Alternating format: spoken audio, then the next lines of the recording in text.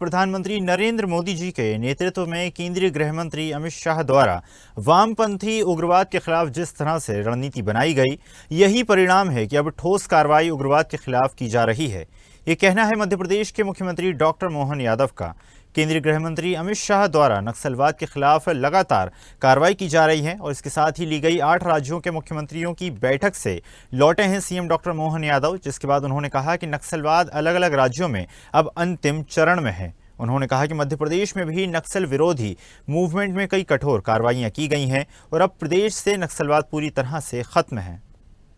माननीय मोदी जी के नेतृत्व में अमित शाह जी ने नक्सल विरोधी वामपंथी उग्रवाद के खिलाफ जिस प्रकार से रणनीति बनाई है, यही कारण है कि अब अग्रिम कार्रवाई का इंतजार नहीं करना पड़ता है और ठोस कार्रवाई होती है और उसका परिणाम भी आता है कि हमारे पास लगातार देश भर के अलग अलग राज्यों से ये नक्सलवादी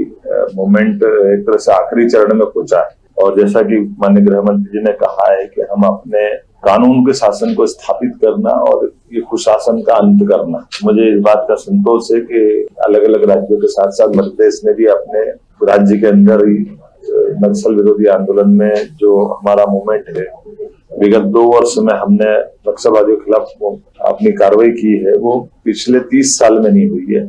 मुझे इस बात का संतोष भी है और भारत सरकार ने भी इस बात को माना, लेकिन जीरो टॉलरेंस के लक्ष्य के आधार पर हम ये चाहेंगे कि ये पूरी तरह से खात्मा हो और उसी के लिए इसी के साथ साथ विकास के सभी प्रकार के आयाम स्थापित हो, खास करके सुरक्षा, सड़क संपर्क, पर्यावरण, दूर संचार और अन्य प्रकार की गतिविधियों का संचालन करना, जिससे सामान्य जनजीवन में विश्वास बढ़े। और एक तरफ केवल कठोर कार्रवाई नहीं, पुनर्वास की दृष्टि से भी जो नक्सलवादी आंदोलन से जुड़े हुए लोग हैं वो आकर के अपना जीवन में बदलाव चाहते हैं और वो हमारे विकास के मामले में कदम से कदम मिलाना चाहते हैं। तो इस तरह से भी माननीय गृह मंत्री जी का